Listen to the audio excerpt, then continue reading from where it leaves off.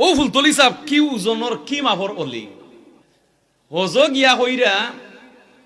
গিয়া হইরা তান হলিব হলরে হইরা সোমবারে আসরের নমাজ হেরাম শরীফও পড়িও আর আসরের নমাজ পড়িয়া মাগরিবর আগ পর্যন্ত হেরাম শরীফর চতুর্দিকে খালি ঘুরাঘুরি করিও আল্লাহর জিকির করিও আর মানুষ পাইলে হাত মিলাইও ভাগ্য বালা তাহলে খোয়াজ খিজিরর লগে দেখো হইছে হাত মিলাই হইছে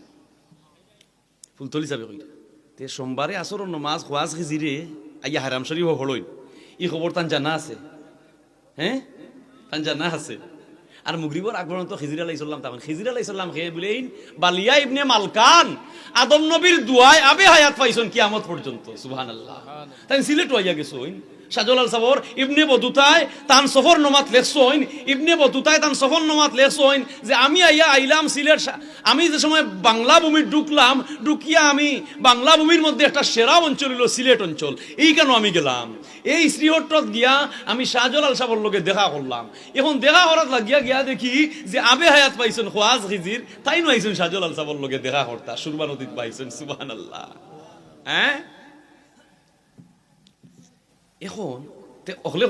কইলা সাপ তে আমরা হেরাম শরীফ ও সোমবারে আসরের নামাজ পড়িয়া মাগরিব পর্যন্ত ঘুরাফিরা করমু আর আমরা হাত মিলাইমু মানুষের লগে তখন খিজির আলাইহিস সালামর হাত কোন খান আমরা বুঝতাম তো না আমরা বুঝিয়া দুকা খিজির ও সাবে চোখ মুজি লইলা ফুলতলি চাই মুজিয়া কইলা ডাইন হাত দি বাম হাতর লগে তো মুবারক মুলাকাত করবায় ওলা মিলাইবে নি ওরা